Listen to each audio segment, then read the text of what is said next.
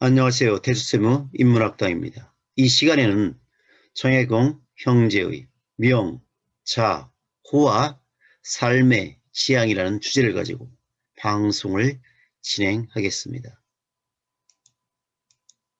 먼저 장명의 원리입니다.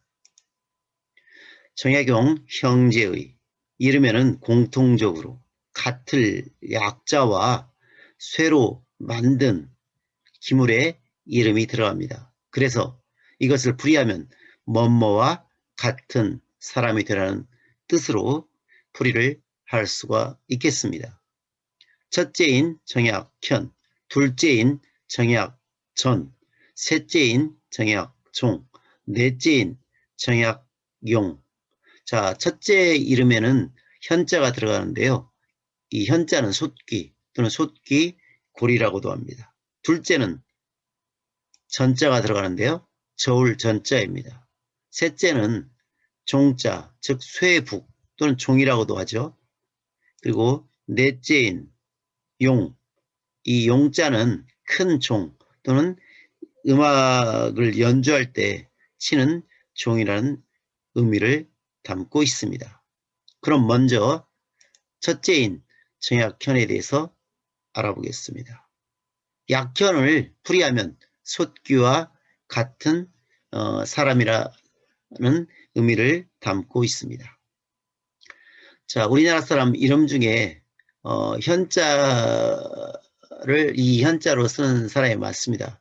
우리가 아는 구한말 때 의병장이었던 면함 최익현 선생도 바로 이 현자를 썼고요.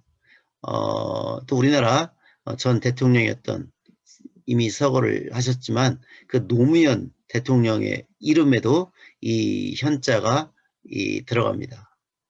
그리고 저의 형님도 이 현자를 쓰고 있습니다. 그래서 제가 공통적으로 볼 때 이 현자를 쓰는 사람들은 그 주위에 사람이 많습니다. 인맥이 좋다고 할 수가 있죠. 그런 리더십이 있다는 것입니다. 자, 왜 그런가 한번 우리 현자를 한번 보면서 한번 탐구를 해보겠습니다. 자, 이 현자는 원래 이 솥에 보이는, 즉 이게 바로 솥귀현입니다. 이게 바로 솥에서 양쪽 손잡이 구실을 하는 이게 바로 솥귀인데요. 한번 이 솥에 대해서 먼저 알아보겠습니다. 이 삼족과 양이가 달린 정자인데요. 그래서 우리가 이 정자를 쓸 때 우리가 예를 들면 삼국이 정립하다. 여러분 이 정립하다 할 때 이 정자가 바로 이 정자로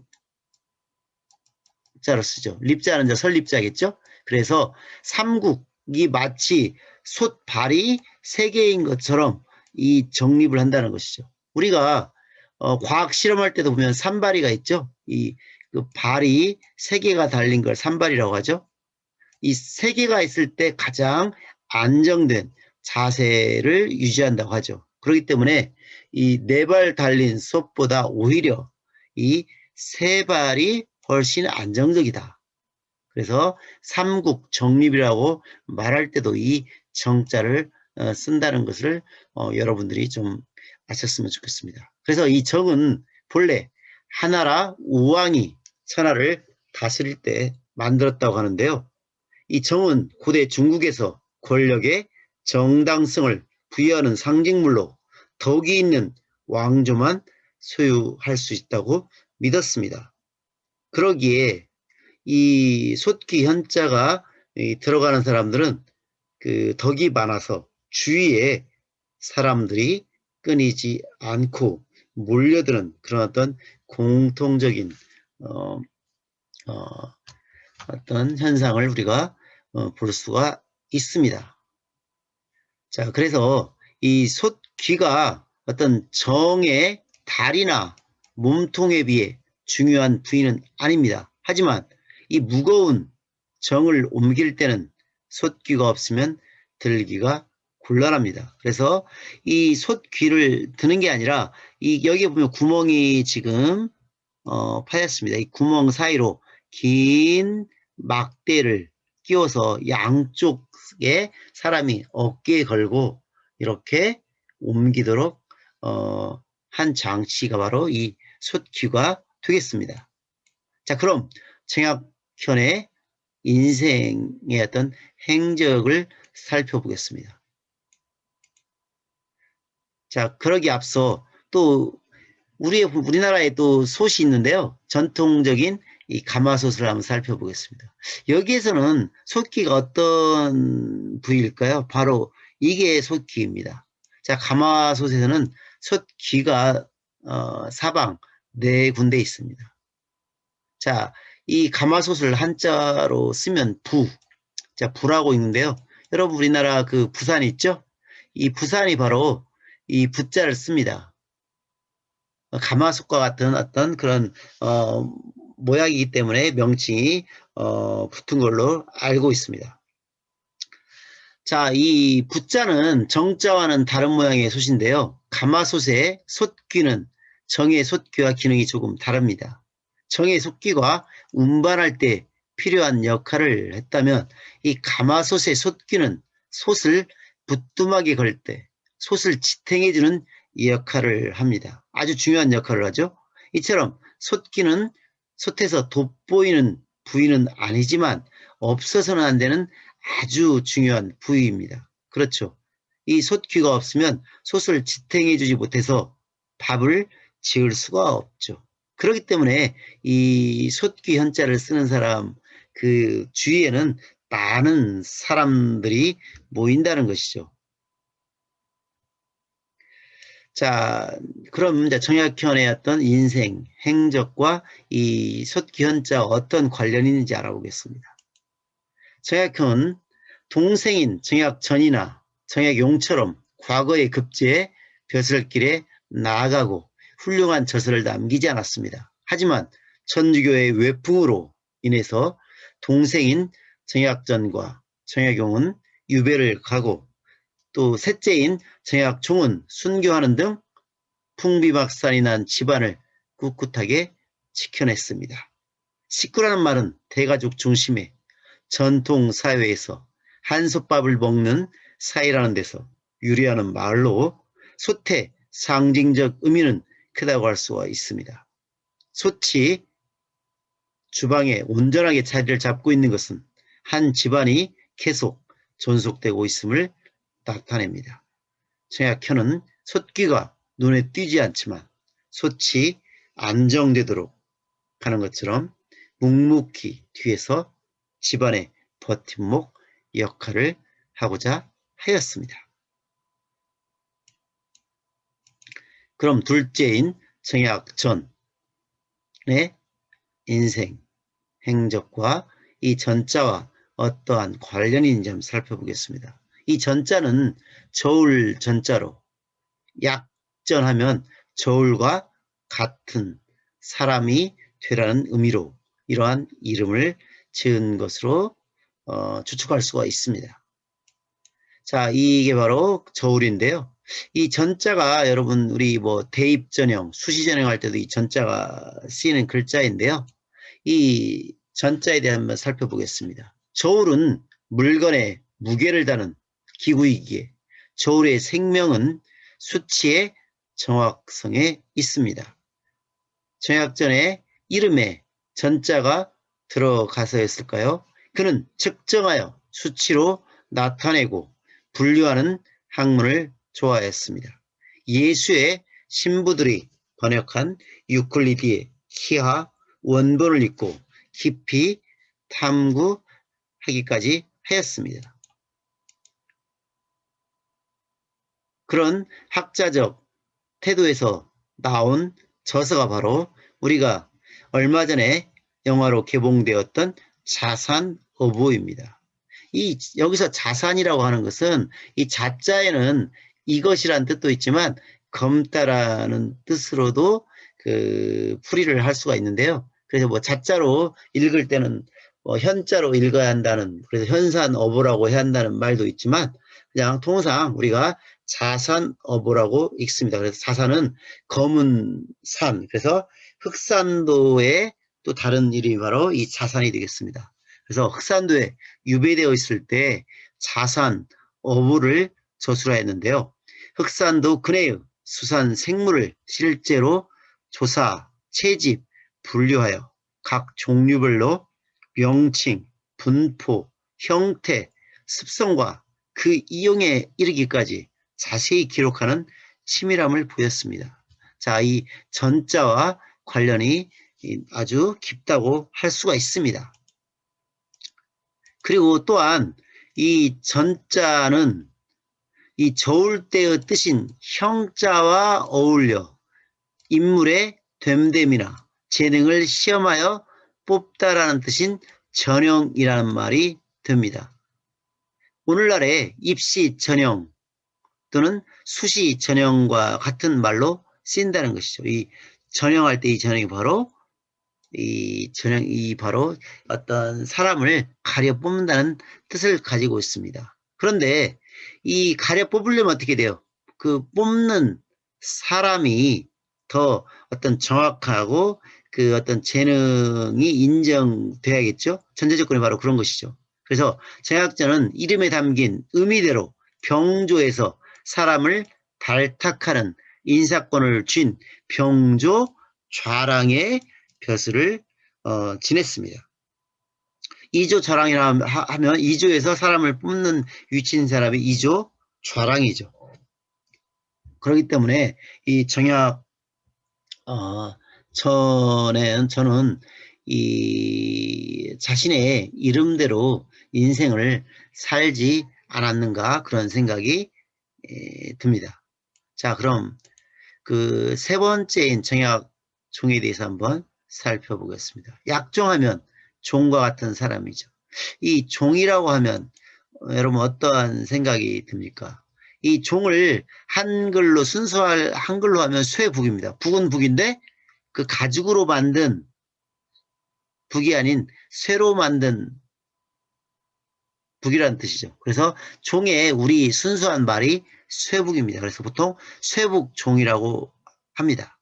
자, 이 쇠북의 대표 한자는 이 종이라는 글자입니다. 자, 이 글자 조금 다르죠? 이 종과 혼용해서 쓰고 있는데요. 이 종은 서주시대하고 춘추시대는 다 주나라 시대이지만 이 서주를 서주와 대칭해서 우리가 춘추시대는 동주라고 합니다. 동쪽에 있는 주나라에 대해서 동주라고 하죠. 그래서 서주가 조금 빠른 시기죠. 그래서 우리가 주나라를 동주와 서주라고 구분하는데 서주는 어느 정도 주나라에 힘이 미치던 시대였고요. 동주 시대에는 이미 주나라의 힘이 약화돼서 춘추 어떤 열국이 그 자웅을 겨루는 그런 시대로 접어들었다고 보시면 됩니다. 그래서 아무튼 이 종자가 조금은 빠르다는 것이죠. 종은 서주시대의 금문에 처음 보이는 글자로 춘추시대의 금문에 보이는 이 종자보다 시대가 앞섭니다. 그래서 이 종이라고 하는 것은 본래 음악을 연주할 때 쓰이는 악종을 가리켰고 그에 비해 이 종, 무거울 종자가 들어가는 것은 손잡이가 없는 술잔이나 양을 측정하는 그릇을 가리켰습니다. 자, 여기 보시면 정약종이 그 우리나라의 문화 인물로 지정되어서 어떤 우리나라 천주교 역사에서는 아주 없어서는 안 될 그런 인물이죠. 하지만 순교를 해서 정약용 형제의 그런 어떤 가문에서는 슬픈 역사가 아닐 수가 없습니다. 계속해서 한번 보겠습니다. 그래서 이 정약종의 종자는 그 쇠로 만든 술잔의 표면을 막대기로 치면 소리가 난다는 데서 나중에 쇠북의 의미까지 파생된 글자인데요. 그리고 이 종은 쇠북 중에서도 그 중량이 비교적 무거운 쇠북을 가리킵니다. 즉 쇠북은 그 쓰임에 따라 대략 방울, 탁자도 어떤 종의 일종입니다. 가장 작은 종은 방울이고요. 그리고 악종, 이 범종 세 가지로 분류할 수 있습니다. 이 범종은 왼쪽 그림에 보이는 대로 어떤 사찰에서 쓰이는 종을 말하는데요. 이 정약용 용자는 두 번째인 악종과 관련이 있습니다. 음악을 연주할 때 쓰는 종이죠. 그리고 이 정약종의 이 종자는 범종 계열에 속한다고 할 수가 있습니다. 그러기에 이 용과 종이 서로 다른 계열의 종처럼 정약용과 정약종은 사뭇 다른 인생의 행로를 걸었습니다. 범종은 사찰에 매달아 놓고 대중을 모이게 하거나 시각을 알리기 위하여 치는 종으로 다른 종에 비하여 규모가 크고 중량이 무겁습니다. 그러기에 범종이 아닌 범종으로 써야 한다는 것이죠.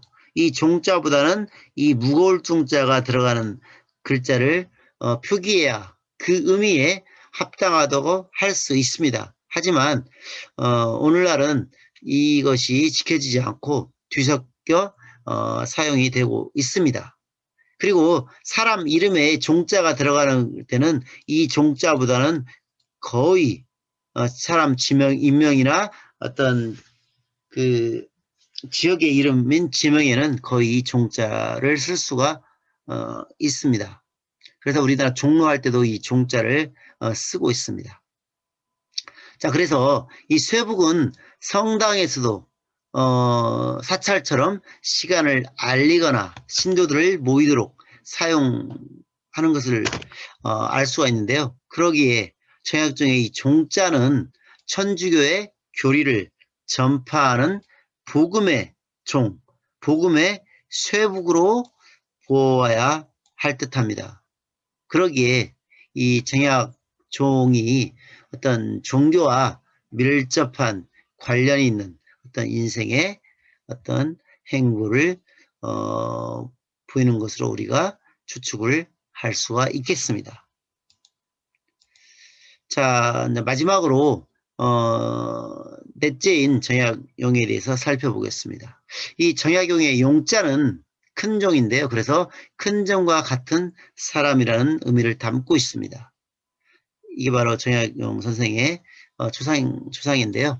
자, 정약용의 이름은 악종, 종 중에서도 어떤 음악을 연주하는 그런 종을 우리가 악종이라고 하는데요. 악종과 같은 사람의 뜻으로 풀이할 수 있는데요. 이 용의 용례가 시경, 대하, 영대에 나오는데요. 종과 북을 매는 틀에 큰 북, 큰 종이 달려있네. 아, 운율에 맞추어 북을 치고 종을 쳐서 천자께서 공부하는 곳을 즐겁게 하리라. 여기에 보면 이 용자가 이 용례가 보인다는 것이죠.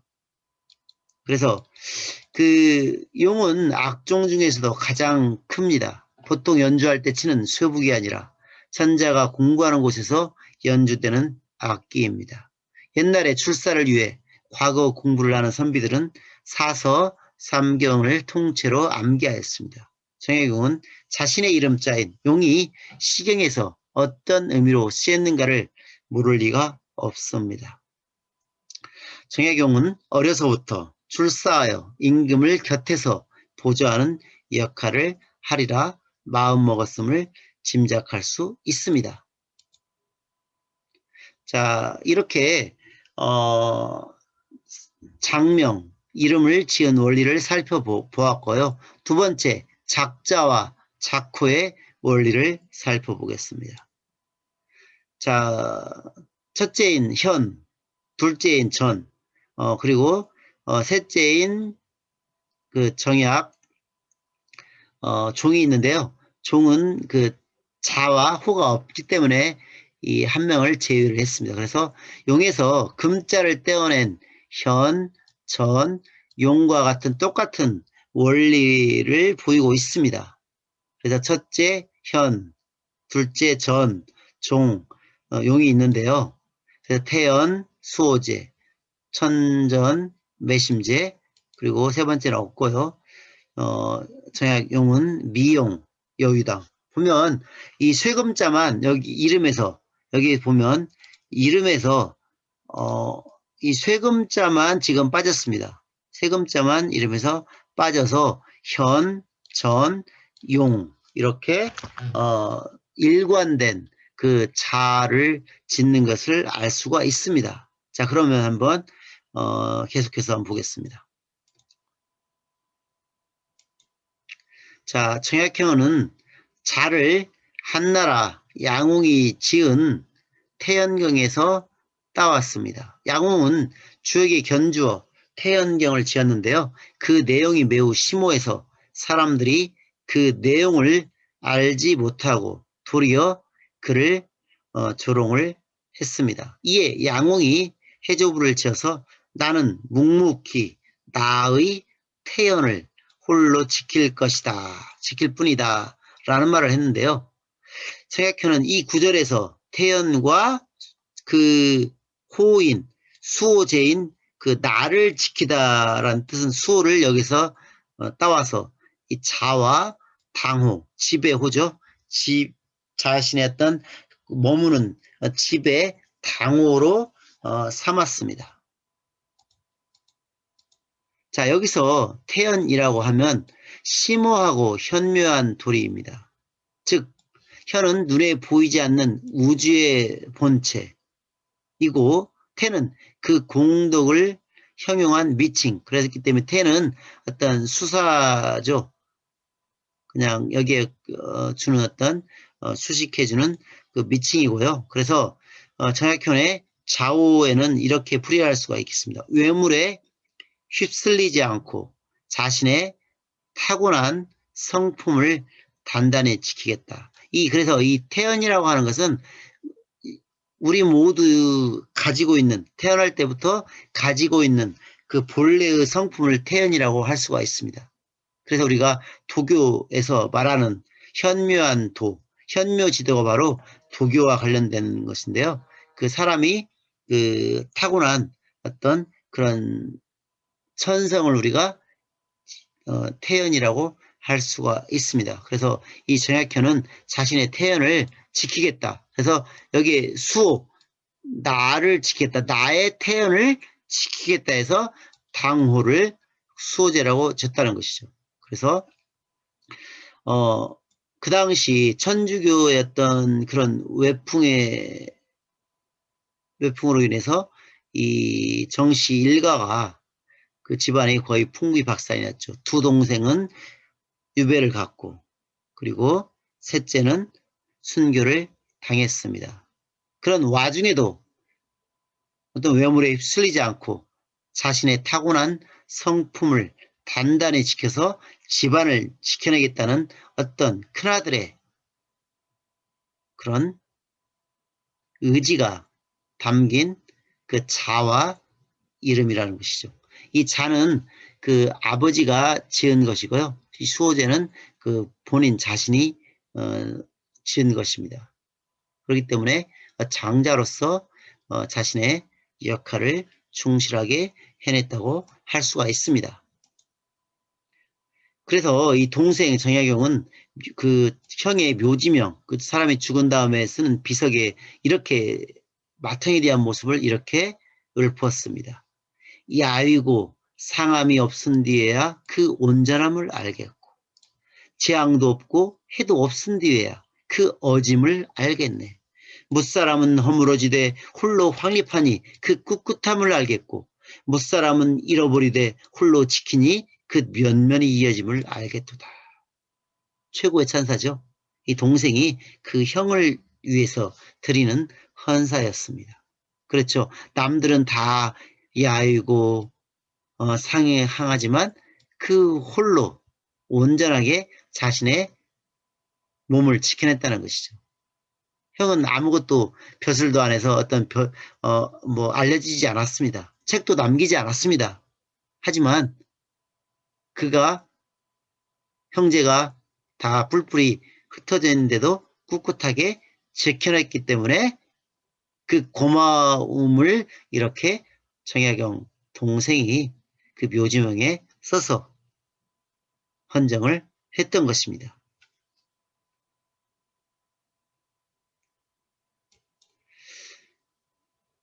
자, 그 다음에 둘째인 정약전에 대해서 한번 살펴보겠습니다. 정약전의 그 자는 천전이고요. 호는 매심제입니다. 자, 정약중의 자는 천전으로, 천자 하늘천이죠. 하늘로부터 품부받은 어떤 천성을 온전히 하다. 천자가 온전할 천자입니다. 그래서 하늘로부터 부여받은 아까 우리가 태연이라고 했죠. 그 어떤 현을 그 온전히 지켜내다는 뜻이죠. 그래서 그런 의미를 담고 있는데요. 이 성리학적 관점에서 보면 불의에 맞서 비명, 횡사하는 것보다는 천성을 온전히 하는 것이 최고의 효도라고 할 수가 있습니다. 그런데 정약전을 비롯한 형제들은 하마터면 천주교의 문제에 연루되어 죽음의 문턱까지 가는 불효를 저지르고 말았습니다. 그래서 그 아버지가 노심 추사를 했고요. 이로 인해서 또 그 아버지도 빨리 돌아가시고 말았습니다. 그래서 이 천전의 그런 어떤 그 천성을 보존해라는 의미가 있겠고요. 그러면 이 매심제는 어떤 의미를 담고 있느냐? 이 매심제란 단어는 뉘우치다란 뜻, 이 뉘우칠 회자입니다. 이 회자를 그 파자, 글자를 쪼개보면 이 매자, 매양 매자와 마음심, 왼쪽에 있는 게 마음심자죠. 이 매심으로 파자가 되는데요. 이것이 바로 그 매번 마음이 아니라 후회하는 그런 의미를 담고 있는 후회할 회자의 의미를 담고 있다고 볼 수가 있죠. 그래서 정약전의 당호에는 부친께 천주교에 빠져서 걱정을 안겨드린 것에 대한 회개의 뜻을 담고 있습니다. 그래서 이 정약현, 정약전, 정약용 형제들이 아버지가 돌아가시자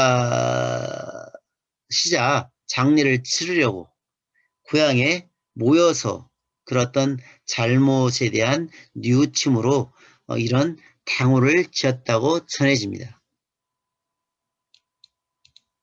자, 정약종 셋째는 좌우가 없습니다. 좌와 호가 없는데요. 이유가 있습니다. 정약종은 좌우가 전하지 않습니다. 일설에 선함이라는 호가 있다고 하는데요. 정확하지 않습니다. 왜 그렇느냐? 정약종은 전통 유학이나 성리학으로는 조선이 당면한 문제를 극복할 수 없다고 생각을 해서 로마 카톨릭 교회의 세례를 받고 신앙 실천운동에 가담하여서 인습 타파와 계급 타파를 촉진하였습니다. 정약전은 성리학적 세계관이 투영된 자호를 인습, 대대로 내려오는 어떤 그런 어떤 풍습을 인습이라고 하는데요. 그 인습으로 여기고 짓지 않은 것으로 보입니다. 자, 그럼 넷째인 정약용의 그 자와 호에 대해서 살펴보겠습니다. 자는 미용이고요. 호는 여유당입니다. 자, 미용은 아름답게 또는 훌륭하게 쓰이다라는 뜻입니다. 정약용은 자에 담긴 의미처럼 1789년 과거에 급제한 뒤로 정조의 총애를 받으면서 10년 동안 요직을 두루 역임했습니다. 1801년 신유박해로 18년간의 유배 기간 동안에도 언젠가 임금 곁으로 돌아가 훌륭하게 쓰일 날을 고대하며 학문 연구에 매진하며 자신의 능력을 갈고 닦았고 이를 자신의 실학적 학문을 완성시킬 수 있는 기회로 활용을 하였습니다. 최혜경 선생이 만일 유배가 없었다면 600여 권에 달하는 어떤 그런 방대한 저서를 저술할 수 없었겠죠. 개인에게는 조금 안 된 일이지만 국가적으로는 아주 위대한 학자가 배출될 수 있도록 하는 어떤 산고의 시간이 되었습니다. 그럼 또 여의당이라는 호를 한번 살펴보겠습니다. 정약용의 여의당이라는 당호는 노자에 나오는 겨울의 시내를 건너는 것처럼 아주 신중하고 이때 여자가 신중하다는 뜻입니다. 또 사방에서 나를 엿보는 것을 두려워하듯 경계하라. 이 유자가 머뭇거리다, 경계하다는 의미를 가지고 있습니다. 그래서 신중하다인 뜻인 여와 경계하다는 뜻인 유를 따왔습니다. 정약용은 여의당이라는 당호를 지은 배경에 대해 이렇게 말하고 있습니다. 이 두 마디 말은 내 병을 고치는 약이 아니겠는가. 대체로 겨울에 시내를 건너는 사람은 차가움이 뼈를 애듯하므로 매우 부득이한 일이 아니면 건너지 않으며, 사방의 이웃이 엿보는 것을 두려워하는 사람은 다른 사람의 시선이 자기 몸에 이를까 염려한 때문에 매우 부득이한 경우라도 하지 않는다. 이렇게 자신의 그 호를 삼은 이유를 말하고 있습니다. 정혜경도 그 아버지가 돌아가신 후에 어떤 전에 그 천주교에 조금 관심을 보인 것에 대한 그 후회를 담아서 여유당이란 호를 지었습니다. 하지만 이 천주교에 대한 문제는 계속 그 정혜경의 발목을 잡아서 그 1801년 그 좀 전에 설명했던 그런 그 신유 박해 때 또 연관이 되어서 유배길을 떠납니다. 그리고 그 전에 1800년에 그 정조가 승하했기 때문에 그 가장 총애하는 신하를 지켜줄 수가 없었던 것이죠. 그렇기 때문에 정혜경의 여유당은 시간적으로 여유가 있고 어떤 한가로운 그 여유가 아닙니다. 아주 조심성 있게 세상을 살아가야 한다는 그런 슬픈 의미가 담긴 후라고 아니할 수가 없습니다. 자, 이상으로 방송을 마치겠습니다. 앞으로도 좋은 방송을 하기 위해 노력을 하겠습니다. 다음 방송이 기대되면 구독을 눌러주시기 바랍니다. 자, 감사합니다.